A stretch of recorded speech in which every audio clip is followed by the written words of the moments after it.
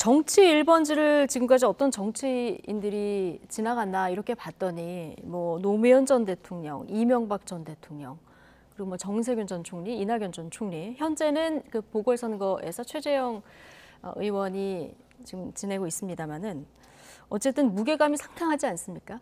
자, 한동훈 법무부 장관의 종로 출마 카드 이야기가 좀 나왔습니다. 여기 뭐 최재형 의원, 원희룡 국토교통부 장관 뭐 전략공천 얘기도 나옵니다만은 한동훈 카드 어떻게 보십니까? 뭐 아직까지 정해진 바는 다 아무것도 없지만은 한동훈 장관은 이미 지금 이제 대한민국에서 국민적으로 상당한 영향력을 가지고 있는 인사가 되었다. 네. 그리고 이제 한동훈 장관이 어떠한 조건에 부딪히면은 내년 총선에 나오게 될 것이다 이런 이야기들이 많은데 제가 볼 때는 한동훈 장관의 개인적인 정치적 입장 유불리보다는 정부의 어떠한 것이 도움이 되나를 가장 먼저 생각하지 않을까라는 생각을 합니다. 네. 그리고 만약 내년 총선에 출마하게 된다면 당 입장에서는 분명히 카드로 치면 아까 카드 이야기를 하셨는데 조커이고 히든 카드이다. 예. 그리고 더 중요한 것은 우리가 절대 버리는 카드로 만들어서는 안 되는 카드이다라고 생각합니다.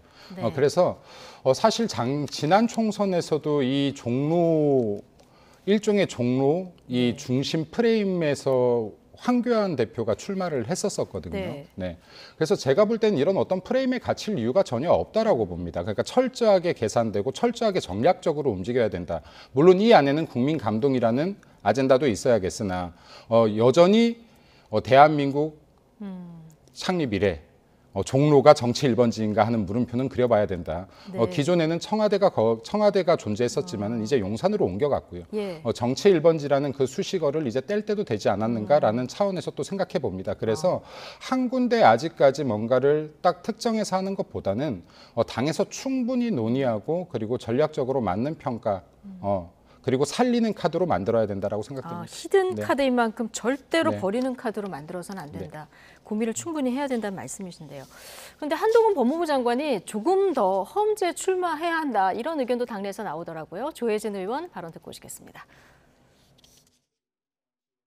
위치가 뭐 종로든 어디든 나가야 된다 이렇게 보시는 겁니까? 예.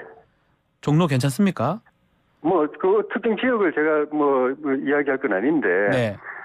분명히 말씀드리지만 본인이 민주당 지역 가서 당선할 수 있고 또 본인의 그 영향력 때문에 다른 민주당 지역에서 우리 후보가 당선될 수 있도록 그런 시너지를 만들어낼 수 있다면 무조건 해야 된다고 그럼 봅니다. 한편으로는 좀 쉬운 데는 가면 안 된다 이 말씀으로도 들리기도 하는데요.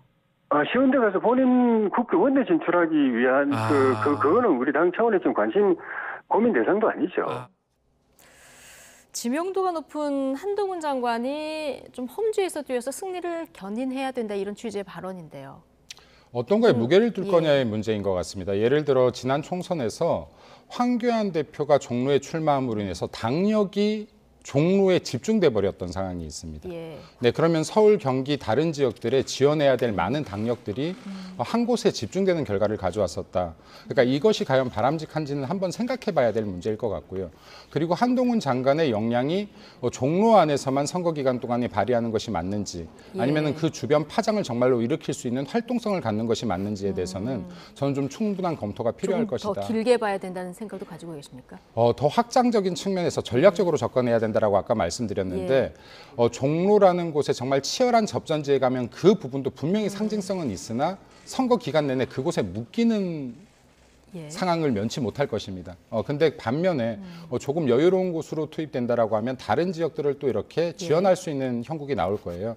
그래서 이런 부분들에 대해서는 정말로 좀 깊이 있게 좀 따져볼 필요가 있다. 그냥 이렇게 단지 프레임 전쟁으로 휘말려 들어가서는 결코 도움이 되지 않는다라고 생각이 됩니다. 네. 한동훈 법무부 장관이 총선에 출마할지 출마하게 된다면 어느 지역에 공천을 할지 굉장히 주목되는 포인트인데 민주당으로 가도 두 전직 법무부 장관이 계시죠. 조국 전 법무부 장관, 추미애 전 법무부 장관 그리고 또 송영길 전 대표도 이제 그 법조인인데 자, 어쨌든 오늘 한 보수 일간지가 야권 관계자발로 어떻게 제목을 달아서 보도를 했냐면 조국 추미애 송영길 출마설에 벌벌 떠는 민주당 이런 그 기사를 실었더라고요. 실제로 민주당 내 분위기는 어떻습니까? 벌벌 떤다 이거는 좀 약간 자극적으로 쓴 것 같고요.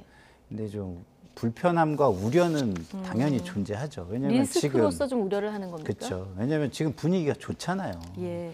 제가 말씀드렸듯이 강서구청장 재보궐선거에서 중도층 민심이 확인이 됐어요. 예. 그럼 여기에 최대한 변화를 주지 말고 거기에 기대에 부응하는 쪽으로 가야 되는 거죠. 네. 근데 지금 조국 전 장관, 추미애 전 장관, 송영길 전 대표는 그거에 변수가 될 수 있는 가능성이 있다는 거예요. 변수. 그러니까 지금은 민주당 입장에서는 변수를 많이 안 만드는 게 최고로 좋은 겁니다. 그러니까 국민의힘이 막 변화해서 그것도 변수가 되면 당연히 좋지 않겠죠. 그러면 그거에 상응하는 뭔가를 또 이쪽에서 해야 되는 거죠. 예. 그만큼의 변화를.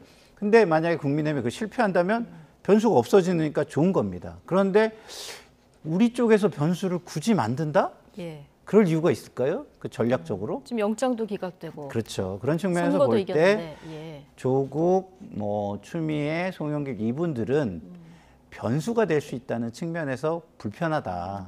그리고 좀 우려가 있다. 이렇게 네. 좀 보시는 게 맞을 것 같고요. 예.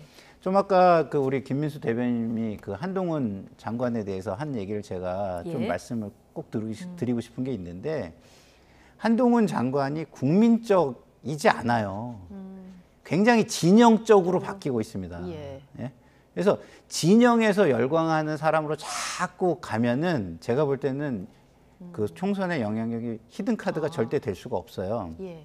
그렇기 때문에 그 국민의힘에서는 한동훈 장관을 조금 네. 총선의 카드로 쓰려면 너무 진영의 영웅이 되려는 걸 자제시키는 게 저는 맞을 것 같습니다. 알겠습니다.